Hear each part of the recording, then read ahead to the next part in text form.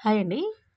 చాలామంది అనుకుంటారు, మనం బ్రతకాలంటే, సంతోషంగా ఉండాలంటే డబ్బు కావాలి అనుకుంటారు. కరెక్టే. బతకాలంటే డబ్బు కావాలి. కానీ సంతోషంగా ఉండడానికి డబ్బు అవసరం లేదండి.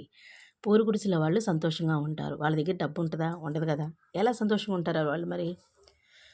సహజ సిద్ధంగా భగవంతుడు ఈ సృష్టిలో ఎన్నో అందాలు సృష్టించాడు. మన కళ్ళతో, మన మనసుతో వాటిని చూడగలిగితే మనకంటే ధనవంతులు, మనకంటే సంతోషంగా ఉండేవారు ఇంకొకళ్ళు ప్రపంచంలో ఉండరు. ఎందుకంటే మూగజీవాలండి. పొద్దున్నే లేసి వాటి మొహం చూడండి ఎంత హ్యాపీగా ఉంటదంటే ఆ రోజంతా మీకు అంత బావుంటది. మా ఇంట్లో ఉన్న టాటయి అండి. మా వైష్ణవ్ గారు చాలా హ్యాపీగా మంచి యాక్టివిటీస్ చూపిస్తారు పొద్దున్నే. ఈయన్ని చూస్తే మాకన్నీ మర్చిపోతాం. అలాగే మా బుజ్జి చేపలు. అట్లాగే వాటిని చూస్తూ నేను, మా హస్బెండ్ ఒక మంచి టీయో, కాఫీయో ఏందండి నీకు ఇంతకంటే జీవితానికి ఏం కావాలి చెప్పండి? ఇదే గదా నిజమైన ఆనందం. హాయ్ అండి. చాలామంది అనుకుంటారు, మనం బ్రతకాలంటే, సంతోషంగా ఉండాలంటే డబ్బు కావాలి అనుకుంటారు. కరెక్టే.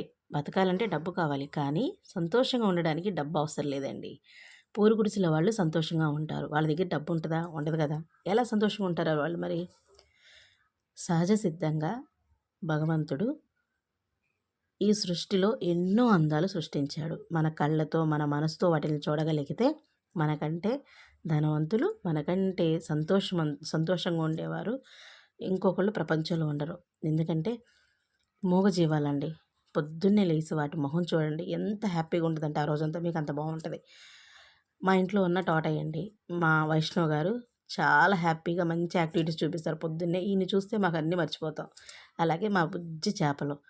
అట్లాగే వాటిని చూస్తూ నేను, మా హస్బెండ్ ఒక మంచి టీయో, కాఫీయో ఏందండి నీకు ఇంతకంటే జీవితానికి ఏం కావాలి చెప్పండి? ఇదే గదా నిజమైన ఆనందం.